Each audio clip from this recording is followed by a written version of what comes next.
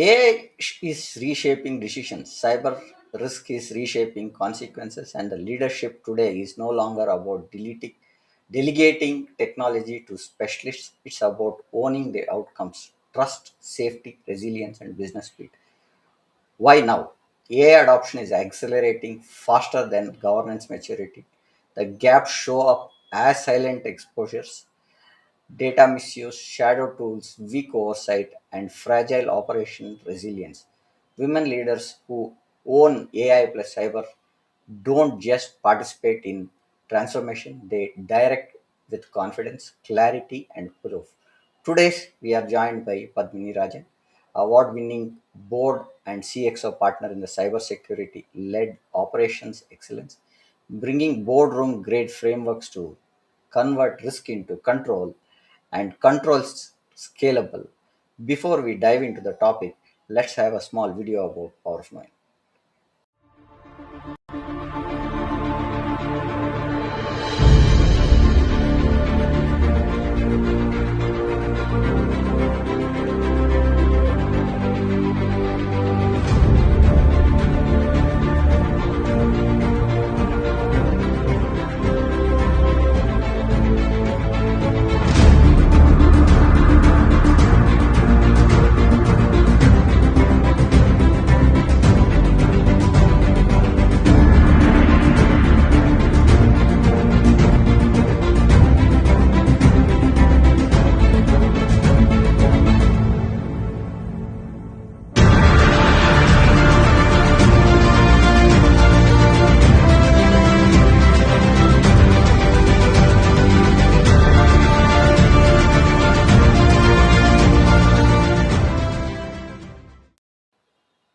As we start the Women's Month, we are happy to inform that this is a new podcast series that we will be running every year in the month of March. And this is going to be a specific podcast focusing on women leaders.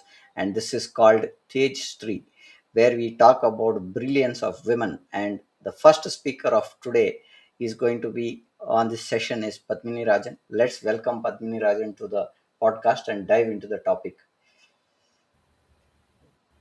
Hi, Vadni. Welcome to our podcast. How are you today? Hi, Prem. I am doing good and hope everybody over on your side is also doing well. Thank you for inviting me to this podcast. It's a privilege to be featured once again, and this time, especially around Women's Day, we need to amplify our voices. So, thank you for providing for me that platform. Thank you. It's a honor to have the women leaders showcased in our platform, Padmini, and it's a great honor to have the speakers coming back to our podcast. This shows that we are doing good. And and let's dive into the topic just before we start with what does true AI plus cyber security ownership look like for women leaders today? Okay, a pretty interesting question actually, Prem, because everywhere there's talk about AI and cybersecurity, right? And we women are also entering the workforce in larger numbers than before. We have been in tech for a very long time now, but then this has been a new field where women are doing wonders as well. There's still a lot of work to be done, but then I wouldn't limit myself to just saying women leaders and AI plus cyber, because ownership is for a leader in any organization, right? So I would say it's not just about the awareness; it's also about owning it. Right? It's about being responsible for it and being able to follow it up from end to end. So I would say it's all about driving governance from the top, making sure that you're taking risk decisions in the middle, and also total ethical integration, right, of AI into all of your cybersecurity workflows. It's not just about delegating to teams or team leaders and managers. It's about taking complete control from top to bottom, right, from having a board level strategy to the execution and implementation, and also follow up and making sure that there's a continuous monitoring of the whole thing.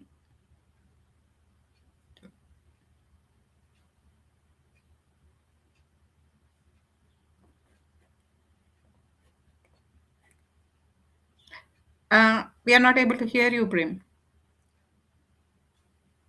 What does cyber AI ownership mean for a leader beyond awareness? Okay, so it's a series of things, right? It's not just about just taking ownership or responsibility and saying I am heading the whole thing, right? It also like percolates into every aspect of the entire execution, right? Right from the strategic vision, mission, the outcomes driven processes that have to be put in, the AI automation that needs to come in, people management, as well as like stakeholder management, right, including customers. So I think it's a very very broad strategy. It's also a very broad level of execution. So there are several things that need to be like taken as decision making and accountability. We need to like take it up as a whole thing. All right. Yeah.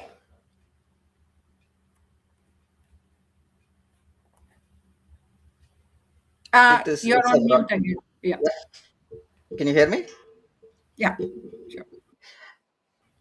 See, what we are saying is it's a larger gamut when we talk about AI and cybersecurity, because the tools are new.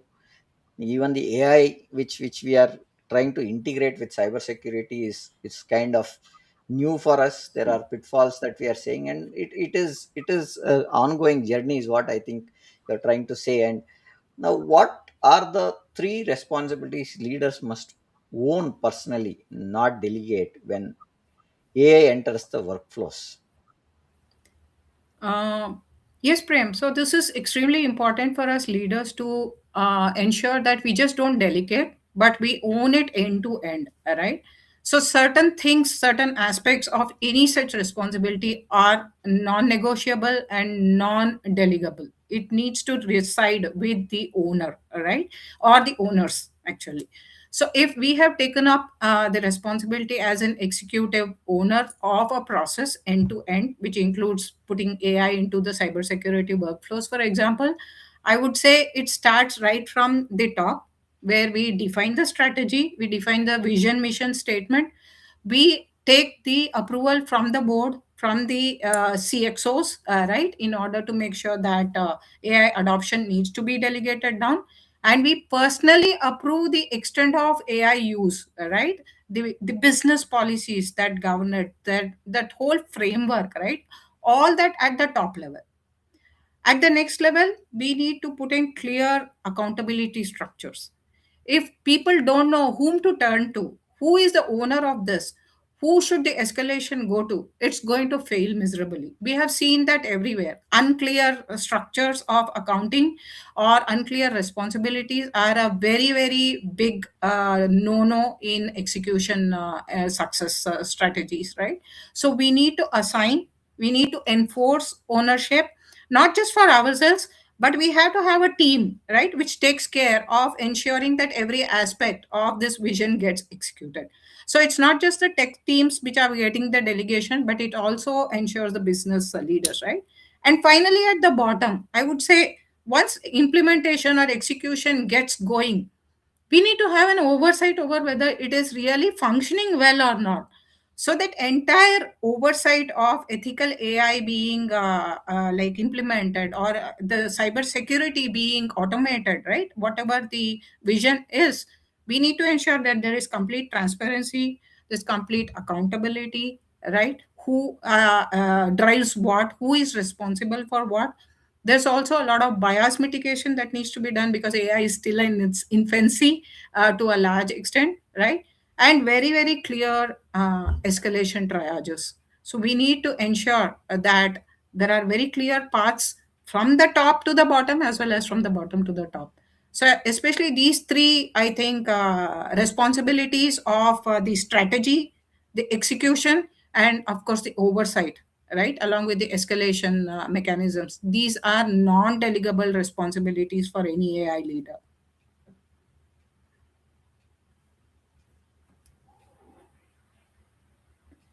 You're again on.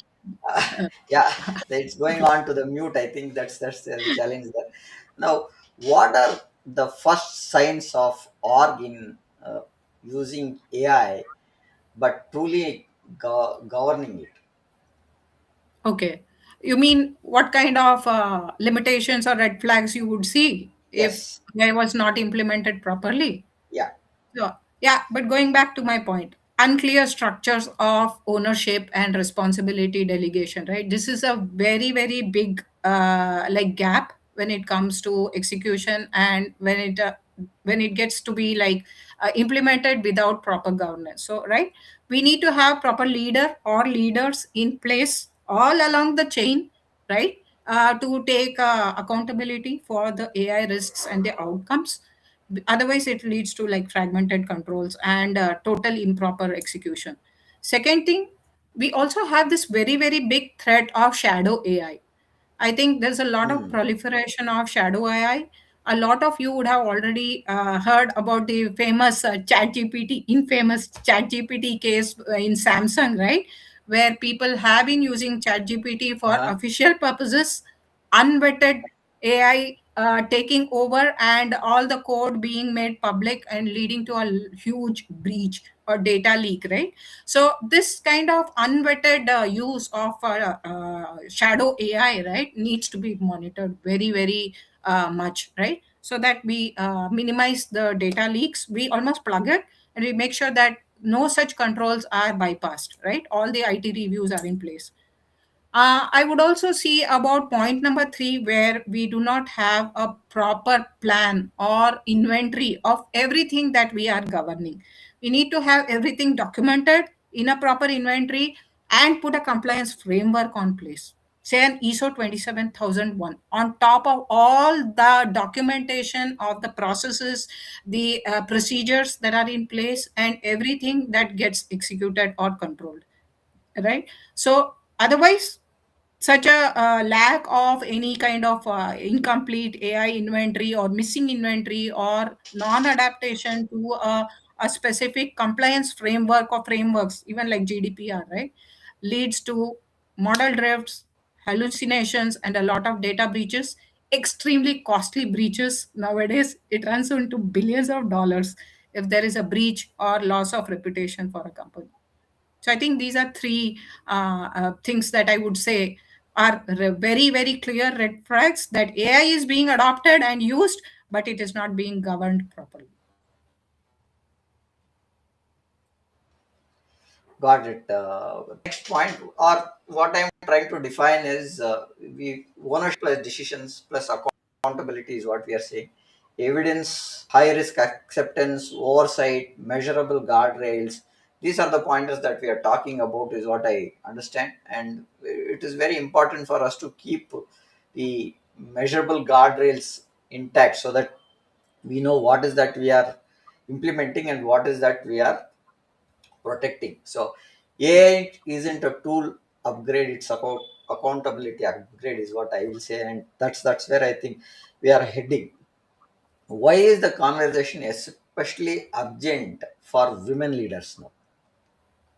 Okay. It's urgent for all leaders, but it is especially relevant for women leaders because women have been disproportionately hit by the new AI wave, right? There have been a lot of like threats Okay. in the past, right? There have been a lot of harassment and then doxing, online threats happening to women, and this brings it into key focus that women need to be involved Hmm. at all stages of not only the policy making but also during execution and final like reviews, right? So this is very, very important because women have been hit very badly recently because of all this. We have something called data poisoning also, right? Where attackers are like corrupting the training data itself. They are skewing Hmm. the entire models. They're causing flawed cyber decisions, right? And this exacerbates all the risks, especially for us women leaders. We have gender targeted attacks happening, and then there are like biases being published online that undermine authority and visibility of women leaders also. So in spite of women holding very, very key positions, I mean only 7% of CISOs are women, but still we are like being targeted heavily. even though AI is the number one topic women want to learn about, they have lack of access. More and more women are entering the workspace. We have about 30% of women in the AI related workplace today, and about 24% of global cybersecurity roles having women. But then women are being unproportionately targeted, right? And all this AI amplified silencing and the online AI generated abuse is too much to bear. So women need to be involved in this, and that's the reason there's a lot of urgency for bringing in women at all stages of cybersecurity and AI. Uh, Now, what's one leadership blind spot shows up when AI is treated as a technical, not as strategic? Because now most of Okay, the people still take it as a technical implementation rather than uh, correct, a strategic correct. implementation. Your take on it? Padma? True. It's no more technical actually. It has moved beyond that actually to a very large extent, Prem. So I would say it's more about an opportunity gap. It's more about an accountability gap rather than a technical gap. So basically, technology has nothing to do. It doesn't fail on its own, right? It's how it's implemented. It's how it's driven that is making it up, whether it's a failure or a success, right? So we will need to look at that, right? So if we look at that kind of thing, we should be able to see what kind of risks need to be addressed first, whether they are just technical or whether they are overall a mindset shift which is needed within the organizations.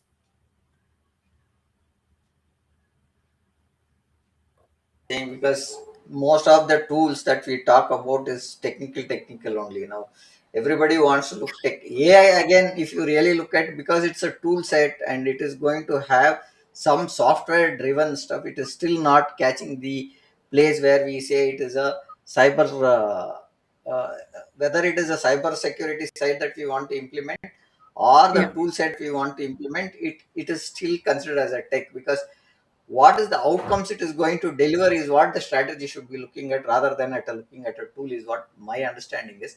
Now, true. what advantage do women leaders bring in shaping trust, ethics, and resilience in AI programs? Okay.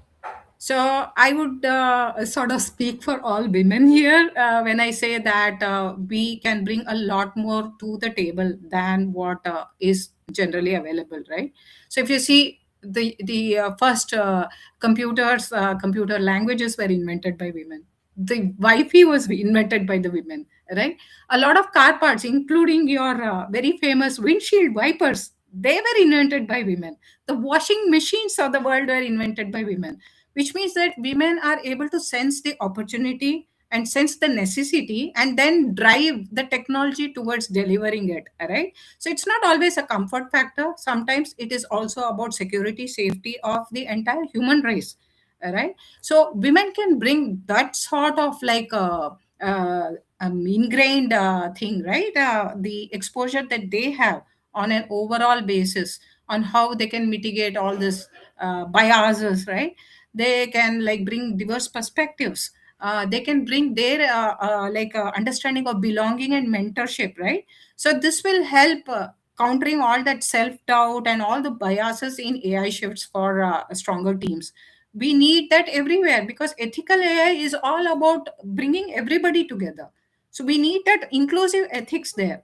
And women have a lot more of human centric approach given their, yeah, I wouldn't say higher emotional intelligence, but a lot of different kind of emotional intelligence, right?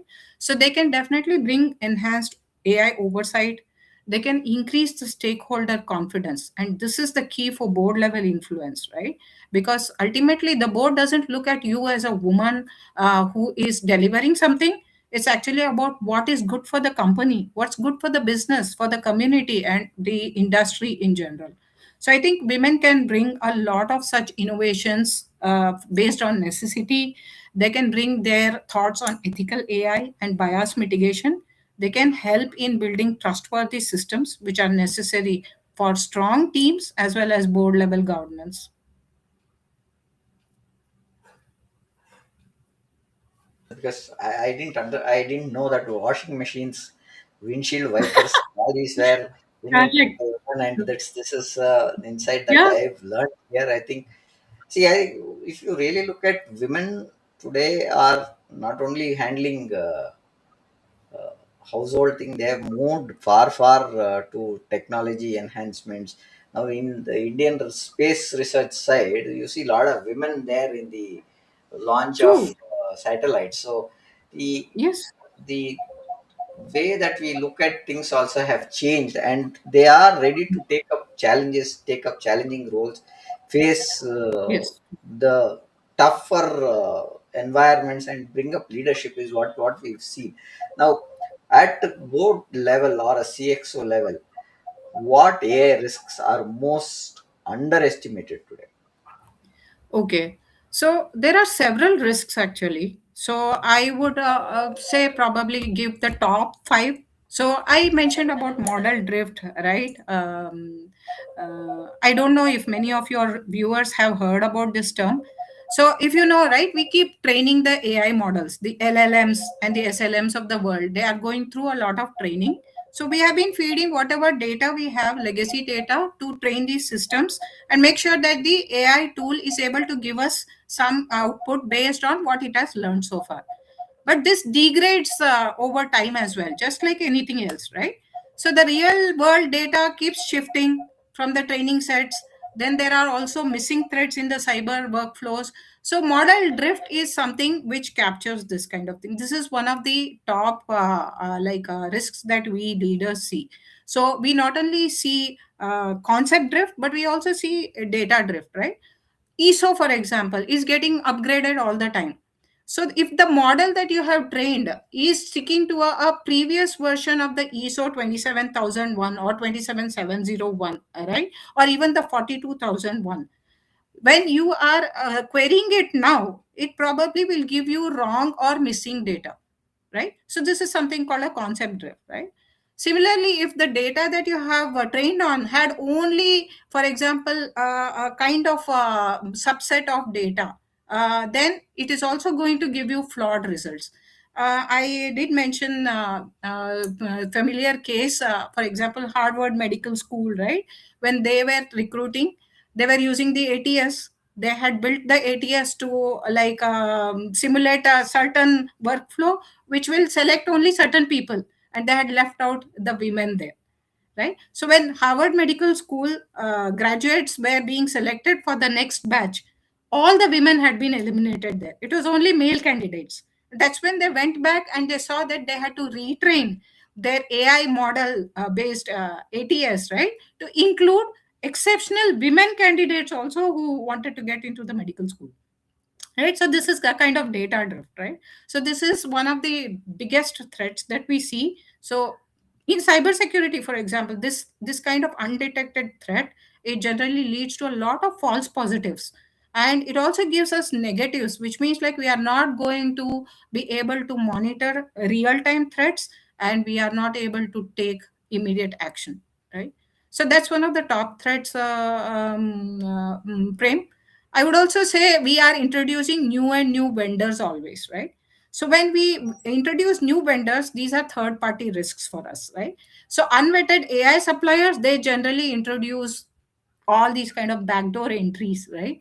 And then it weakens our security, especially in supply chains. We have a huge number of vendors, right? This, I would say, is a top number two threat to the industry. And the third thing I did mention about hallucinations, right? If many of you remember, there were a couple of very good cases. One was about the Google Bard demo market crash. If you have heard about the 2023 case, Google, they launched their Bard demo, and in the demo, their AI falsely claimed that the picture that was being shown was of the first exoplanet, right, by the James Webb Space Telescope. But actually, this was a 2008 picture taken by the Hubble Space Telescope. So when this went out and became wild, There was such a huge uproar around it that Alphabet, Google's parent company, stock crashed by 9%.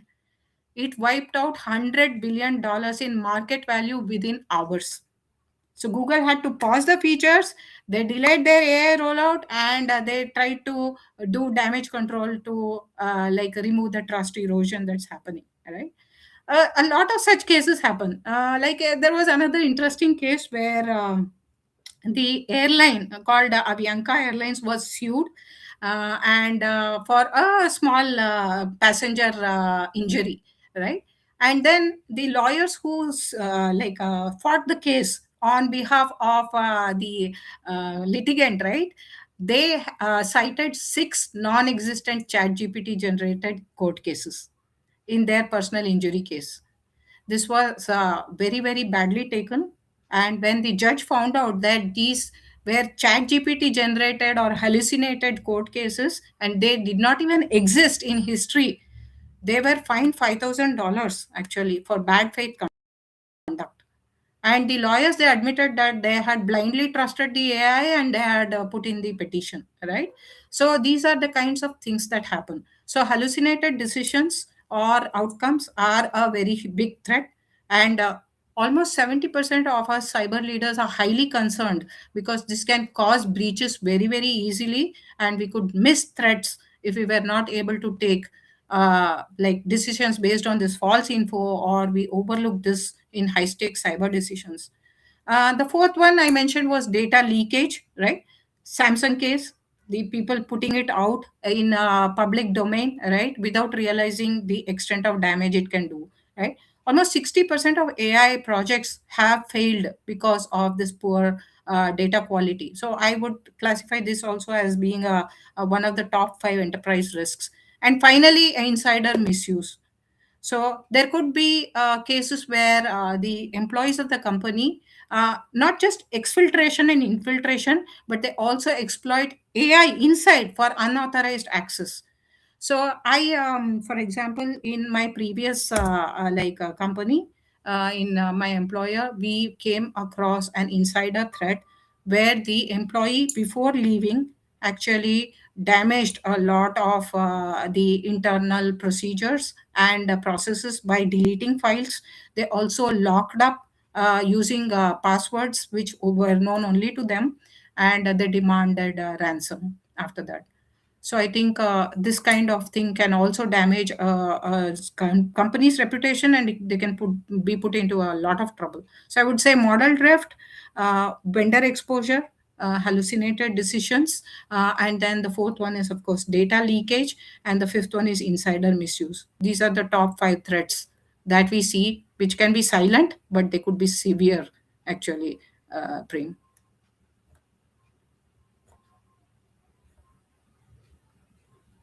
That is one big thing I that is going to affect us when we look at having AI or the models being there, right? So that's a big challenge that we are going to see, even uh, while we counter, we are looking at as a combination cyber security and Right. AI, right? So what silent but serve data leakage, model drift, vendor exposure, insider misuse, which we spoke about, hallucinated decisions also we Yes, spoke about. How do we look at data leak, correct. model drift and vendor exposure here? Padmi. Hello. Lost you, Prem. Yeah, how do Lost we you. look Yeah. at model drift, data leak, and vendor exposure here? Okay. So I did mention about having an inventory, right? That will be Mm. one of the first things that anybody has to do within an organization, whether it's big, medium size, or small, right? We need to have a complete AI inventory of all our tools, all our models, all our vendors, licenses, for example. When are they going to expire, right? And we need to rank them in terms of risk score, which is the topmost threat to us. which is the medium threat and which is a low level threat, right? So we need to do this complete AI inventory and a ranking of the risk score, all right? So we can put all this in an updated dashboard, and this could form a monthly audit log, a monthly audit report to the management, right? The other part is also like we could do a lot of monitoring. We need to have metrics everywhere which track not only our AI systems but also everything else, right? So we need to also look at what can trigger an incident, right? And if we have this kind of thresholds put in wherever we need, that such a threshold, when it is reached, it will trigger an alert, whether internal or external, and classify the kind of alert, and then have the escalation triage behind it. We will be able to like monitor a lot better. And finally, of course, when we are having vendors, it's very very important that we go for compliance frameworks and third party audits, definitely, so that we don't miss out on anything from our side, right? So such things could definitely go through a SOC 2, and we should make sure that we have a SOC 2 being done regularly, and we are able to contain these threats.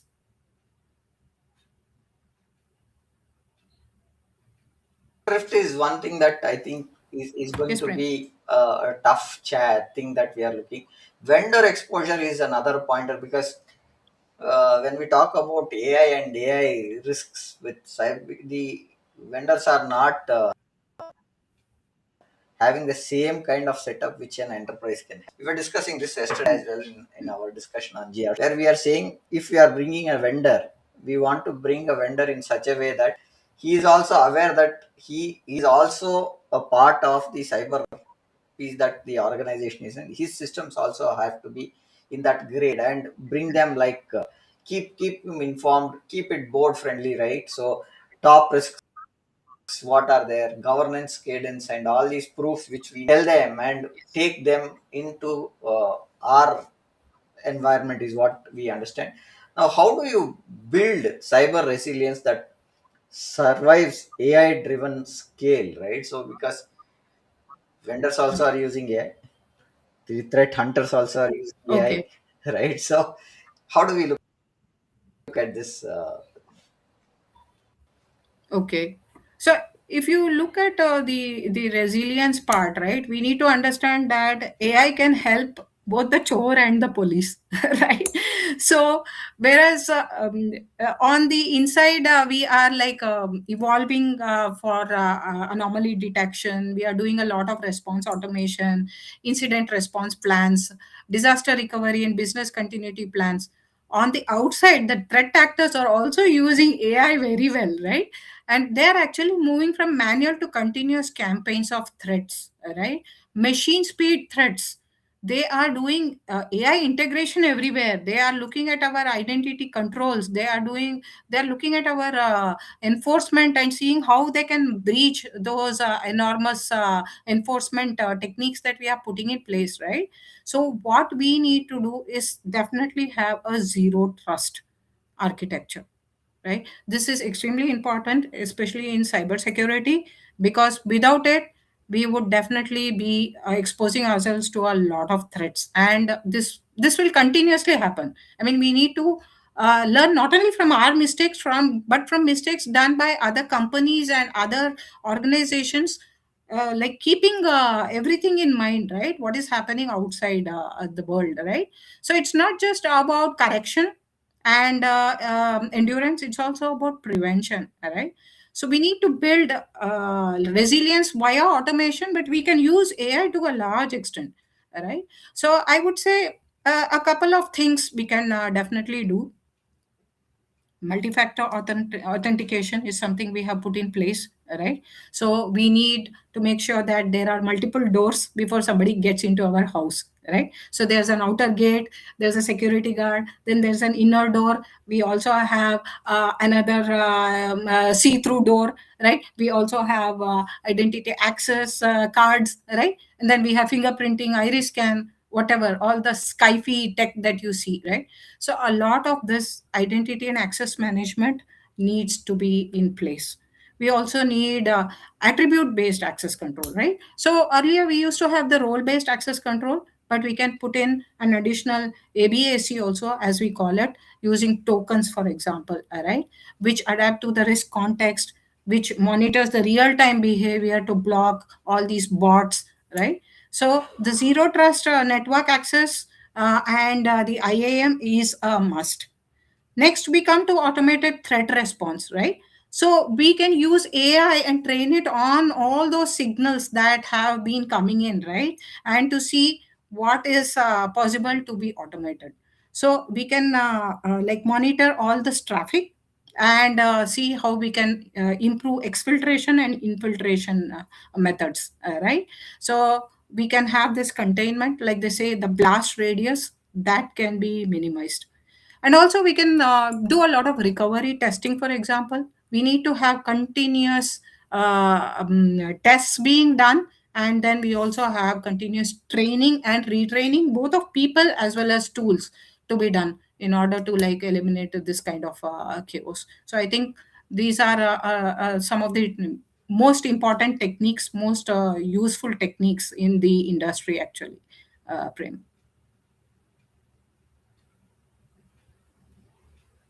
Now how do we spoke about resilience here, and we were talking of what changes the threat landscape when AI speeds up both defenders and attackers. We had a gist about it, but how do we look at the speed? Because you are trying to protect something, the guy is already ready to hack something, right? So the threat side, if Yes, you really look at, we they are faster is what we understand. Now, how do you look at this, correct. Padmi? Okay. So, yes, Prem, it's not necessary that we always buy tools for everything. Hmm. We can actually use existing tools, right, in order to like mitigate all this as well. So, there's something called an MVG framework that we generally use, right? A minimum viable AI governance framework. Okay. And we can use spreadsheets and no code platforms. Nowadays, you have a lot of low code, no code. You don't need to know the code. Yeah. If, for example, Claude, right, it's giving you entire thing. Anthropic, like it's revolutionizing the entire industry, right? So you don't need to be a techie at heart. You just need to know how to protect yourself best, right?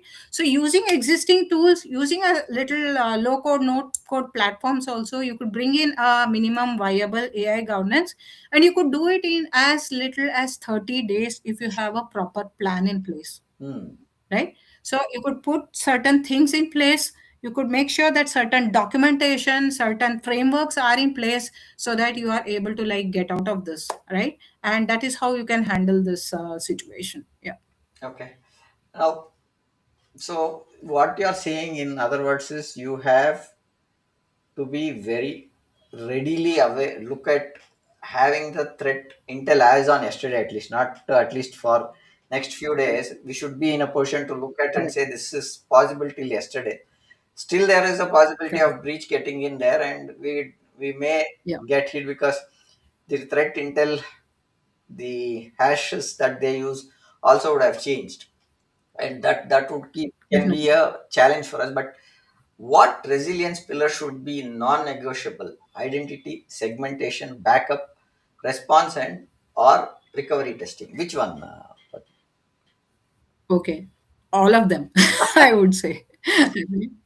Because you can't just choose one over the other, Yeah. Prem, because each of them has a specific purpose to like achieve, right? To accomplish. So we'll need to like have a very fine balance on what tools, what mechanisms we can put in place. We also need to know how to bridge them together and bring them together to work with each other to accomplish what we want, right? So I think we need to like be able to like create an entire ecosystem of not only internal tools, existing tools, but also external tools, frameworks, and of course the overall strategy which is able to like take us there, right? So there are hundreds and hundreds of tools available nowadays. You could definitely look at what is the costing of the tool. There are at least 10 tools available for each of these purposes, right? So you could select what is best for you, and you could sign up for a subscription. A lot of these tools also offer you a 30-day trial period. So you could, for example, try out a tool and see if it really satisfies your criteria, it accomplishes your mission, or you should like look at some other platform, right? So there are lots of like sims and source available there, and definitely looking at what are your main outcomes, achievable visions, right? You need to like look at that. Yeah, Tying resilience to business continuity is what we are seeing, right? And definitely. recovery confidence, emphasizing repeatable, tested, and readiness evidence. So when we look at audits, we also want to look at seeing that we have sufficient evidences that are there for us to put us back to business. That's the Right. first point, because if business itself is Yes. not there, then there is no point in putting anything and everything there, right? So that's a very important point, right? So valid pointers there. Now, Brazil and shows up after the breach, exact kind of a system. Now, what is the minimum governance stack that AI that leaders can implement fast? Is there anything that we have in mind?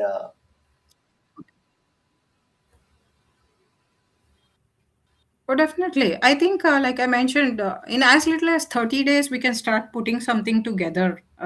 Especially, like I Hmm, worked in startups. So we don't get so much time actually there to implement a 6 month period or a 1 year plan, right?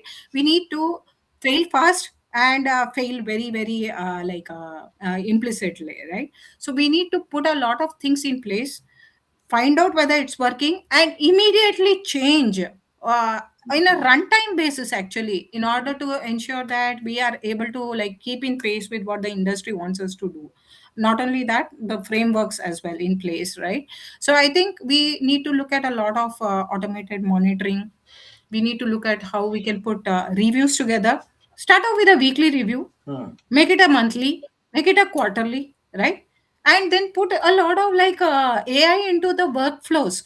We can't expect humans to achieve everything, because a lot of time the knowledge is already present in the people in our teams. hmm. They come with that experience. So why don't we tap into their experience and see which is the best tool for a certain outcome, right? Or which is the best process that they have implemented in their earlier careers, and bring a lot of it into this, customize it, tailor make it, and get going. So we need to like be extremely fast, I think, here, Prem. So a lot of it is dependent on speed.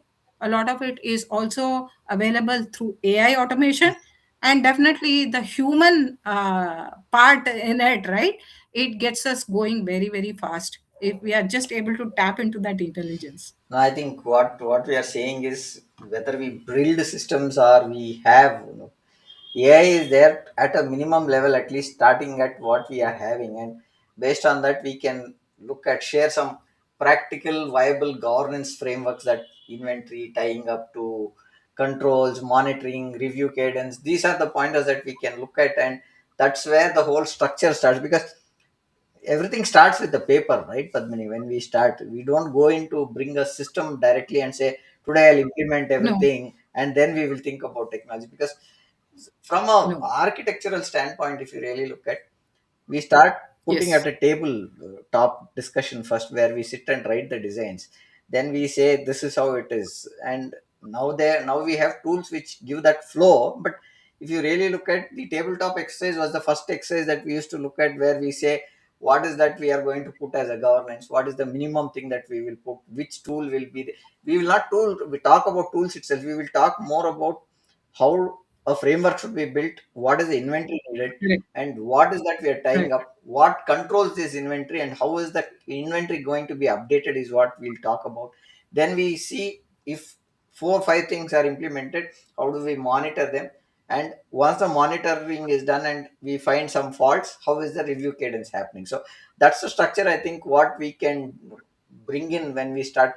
Governance isn't what we said is paperwork again, right? So it's how speed becomes safe, is what we are saying. And now, with that, how should leaders evaluate vendors and third party AI tools without getting trapped? Because every third day you have a new tool coming in. and you have hundreds of tools for doing hundreds of things, but we don't True. find a common this one. Now how do we look at which vendor has to be evaluated and what is the third party AI tools which will go together with it? So your take on it, with me. Sure. So, like I said, there are hundreds of tools already available and hundreds of tools emerging every day, right? So, basically, we'll have to look at a couple of things that are really important to us, right? So, for example, when I lead the AI ops, bringing in the excellence, right? Integrating AI into the workflows, including cybersecurity workflows, right? So, one part is the tools.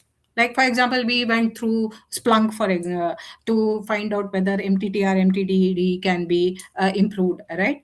We also look at elastic seams, right? We look at Sentinel-1. We look at Vectra AI, for example, right? Or Fortinet. So these are like things which can help us improve MTTR, MTTDs, right? So similarly, we can look at other performance metrics also, right? What's the cycle time? What's the throughput? Can we put a service now, for example, SOAR, right, in order to make sure that our ticketing is optimized, right? So can we look at end-to-end tracking with other kinds of tools, right? And also, for example, how do we look at security and risk factors, right? So for example, we are putting in the GRC frameworks. So are we able to like track policy adherence, policy violations, right? What are the kind of incident response plans that we have which can like be improved, right? So how do we improve the quality or the compliance scores? Because a lot of these boards, the senior management, I have these questions from the vendors, right? Are you able to give us a compliance score of 95%, 99%, right? Are you able to like help us achieve an MTTD or an MTTR of less than 1 hour, less than 30 minutes? So when I was putting this into place, the idea was to bring it down by at least 30%, Prem, and using some of the best tools available in the market by looking at all these vendors, right? And what are the factors that they can help us with, we were able to like achieve at least a 30% um, reduction in the MTTR metrics. So I think these are a couple of things that can help Okay, definitely. got it. Now, what contractual and security requirements are non-negotiable? Like when we talk about data usage, retention, audit rights, or breach notices. So, what are those non-negotiable things that you can think of? Okay, so basically, when you are thinking about these non-negotiables, right, you need to build the ownership, right? You need to reduce the fear around it. A lot of it is based on fear. Oh my God, I don't know cybersecurity, or it could be ignorance. I have nothing to do with cybersecurity. It's the IT team, or it's the like board, or in the CXO thing, right? Or it's only a particular team. So we will need to like remove that kind of thing, and we'll need to bring more clarity and ownership. This could be very very easily done by having AI champions within each team, right? We started doing that in our startup, and in the previous organization as well, we brought in these AI champions, right? So they were able to demonstrate what works, what doesn't work, and then demo this and make sure that this behavior gets repeated. So this also has to do with a lot of psychological safety, right? So if you bring in your people to say, hey, you flag those concerns openly and you are able to communicate whatever you feel is going to go wrong or whatever went wrong and we fixed it, right? Share these stories across. It's going to build a lot of psychological safety as well, right? And then of course we have to have guardrails in place, transparent policies as much as possible, GDPR governance, or even all these kinds of risk frameworks, right? There should be a risk management framework in place in order to make sure that everybody uses AI safely inside and outside. So we leaders, we need to frame AI as an empowerment device, not as just surveillance, right? And this will definitely, with a lot of training of the staff repeatedly over time, phishing simulations, for example, which we were doing quarterly, will definitely slash all this use abuse, right, by about 70% and build more trust. Got it, Padmini. And I have one last question before we summarize what we did for the last 40 minutes of our discussion. Now, Okay. uh, Already 40 yeah, minutes. Okay. I could talk an entire day about this because it's my favorite topic. wonderful. How do you validate continuously and not just during procurement? Because vendors thing is very important for us. We bring them into ecosystem, them to our ecosystem. So that's a key pointer. How do we look at validating continuously? Okay. So one thing is having all these frameworks in place, which are Hmm. mandatory. The ESOs of the world, the NISTs of the world, right? And definitely the GDPRs of the world. And now we have a new entry, the DPDPA in India, PDPA, right? AMS, and EU Act. Yes. So we Yes. have a lot of things coming in. Yeah. So all this was discussed actually in the New Delhi summit last Okay. week. So there was a lot of discussion around how we can like implement AI responsibly and what are the tools, what are the technologies available, what are the outcomes, and definitely there was a lot of use cases being showcased. Not only by the Indian companies like Servam AI and all, but we also had Goldman Sachs. We had the other big companies also, right? Talking about how they were putting all these things into place. So I think we definitely should be able to have conversations around this, make sure that we increase the efficiency of people, not only with training and with the proper use of AI, right, and ethical AI, but also like involving a lot of other policy decision makers, including women, at all stages of the bureaucracy, right? So this is how we'll have to ensure success, Prem. That's what I feel.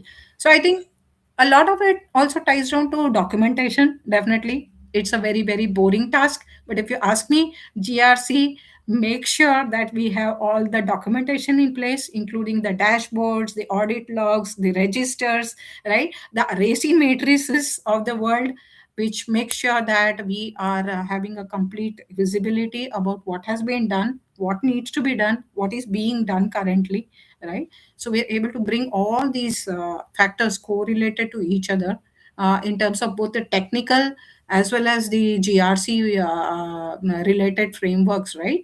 And the reports into one place. So I think this is how we should be going ahead. Yeah, I did listen to a lot of women leaders also talking in the AI summit, and I think people like Rinki and Shalini, they did some wonderful Hmm. work. They spoke a lot about these kinds of things. So I think Nandini Sarkar, for example. So these are things which we need to learn from others. We need to improve our models. We need to keep retraining them, and definitely we need to look at not only the reactive firefighting, right? We need to go towards the proactive threat mastery, right? That's how we will realize the value of AI in security operations, right? So we need to have an entire mind shift in our SOC environments, not just about reactive thing, but also being proactive, being very fast, and being able to do a lot of continuous monitoring and retraining of our models. So I think this is like a continuous process happening, Prem, in the industry. I think what we are saying is with the combination of AI and cybersecurity, we are equally powered to protect, but equally powered to be get attacked as well. So it's a double-edged sword when we see really look at. But the challenge that we have is to protect the systems, and we are ready to as on yesterday. Because I was talking to a few of the leaders on one of our podcasts where they said if a CEO comes and asks you, are we completely protected? So the lady answered was that we are protected as of now, we don't know tomorrow. So yeah, No, I would say we shouldn't say we don't know tomorrow, right? We are prepared for we are tomorrow, or prepared we are tomorrow rather with what we have always in ready. hand today. I'll correct Yes, my statement there. So yes. that's the Yes. situation that we are in today when we look at AI and cybersecurity. It it it is evolving, and we see a lot of changes coming into our landscape of technology, where you are protecting, you are inventing, redoing things, and lot of pointers that we'll have to look at each data set. So that is very important. Now with this, I Correct. have taken few takeaways that I have got from our discussion with the Okay. points. AI plus cybersecurity ownership means leadership's own decisions, accountability, evidence, not just awareness. So that's what we discussed, where we said a lot of awareness is there, but how do we manage that accountability? What kind of decisions, what tools is what we spoke about. And boardroom currency is proof, because if you don't have proof, there is nothing that you're going to look at. No. Inventories, control approvals, traceability, review cadence, these are things that board will really look at when you want to look at. Cyber resilience becomes a strategy when it is rehearsed, measurable, and liked to the business continuity, linked to the business community, right? So, because whatever we are trying to build is to run the business. If it is not linked to the business continuity, then there is no point in having this.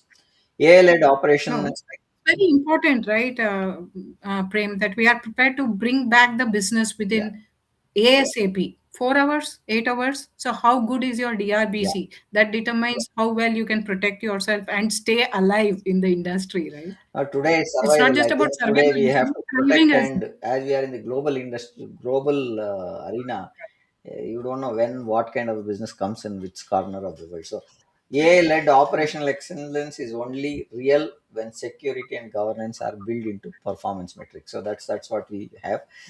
Women leaders won't trust governance, and we lead transformation with confidence and scale safely. So these are the takeaways that I have taken, Padmini. Any pointers that you want to have before we conclude, Padmini? Definitely. I would probably just summarize what we were discussing, Mm, Prem. So it's not the future of AI-led cybersecurity, right? It's not just about technology alone, right? You need to bring everybody to the table. So I think inclusive leadership is a very, very important thing. We women are central to that transformation. You can't just leave 50% of the population and take decisions or make systems which are supposed to be used by everybody, right? So I think it's very important that we look at cybersecurity as a whole, technology as a holistic thing, which uses inclusive leadership. uh, we women, we have not only been breaking barriers, we have been creating new things as well, right? We are redefining the entire perimeter. The boundary itself is being blurred. So I don't think there is any need to actually the isolate the women, but rather bring them to the board, to the decision making circles, and ensure that their voices are also heard. They bring very, very important insights into how this will be actually used outside in the world, right? So that extremely is an important thing. So we need to overall look at how do we use AI to build safer, smarter, more digital ecosystems, right? So we can't go backwards to Stone Age, but we can look at what we have today and how do we put more ethical, responsible AI into it, into the entire mix, and make sure that we make it safer for everybody in the world, right? So AI is a huge part of all this transformation. We can't look away from it. We should definitely use AI as a growth enabler, as a force multiplier, and definitely like put it into cybersecurity, which is the next biggest arena that we need to like concentrate on in the digital world. Everybody is digital, right, nowadays, so we need cybersecurity also to be a very, very well placed and very strong chore police game going forward, Prem. Thank you for that, Padmini. Thank you for being here and bringing clarity on the controls space full, which is full of hype, right? So, which we are having today. There is the message is simple: leaders who win with AI will be the leaders who can improve, they can govern it as well. So that's the point. And recovery fast, as you rightly said, recover fast when reality hits too. So that's the closing statement that I have. To explore more about our way of working, and do follow us on LinkedIn, YouTube, Facebook, and Instagram, which we've been streaming these podcasts. We have lined up the whole month of speakers with the topics and titles for women. This month is specially for women, and we would like to show our gratitude as a platform to women leaders who have been helping us for the last 2.5 years running this podcast here. Thank you, Padmini, and it's a great honor to have you back. And thank you, audience. Thanks, Prem, for putting me the first in the line of your series. And I wish you and your series all luck. I would love to follow your channel as well and see what our other speakers have to offer. And I'm sure it's going to be a great event, the entire March month, with the Power of Knowing Forum, giving us this very, very important platform to voice our experiences and to share whatever we have, right, in terms of the industry insights and Yeah, trends. Thanks, thank you. Prem, and thank you to the audience as well for listening to us patiently. You can always watch the recordings, which Prem will definitely share across if you have missed something. Please feel free to get in touch with me if you have any other questions. I would be happy to answer your questions offline, and also like be able to like advise, share, or even like get involved with anything else in this very interesting field of the industry, right? Very, very interesting times that we are in. Thank you, ma'am. Thank you so much, Prem. Bye bye, everybody. Have a great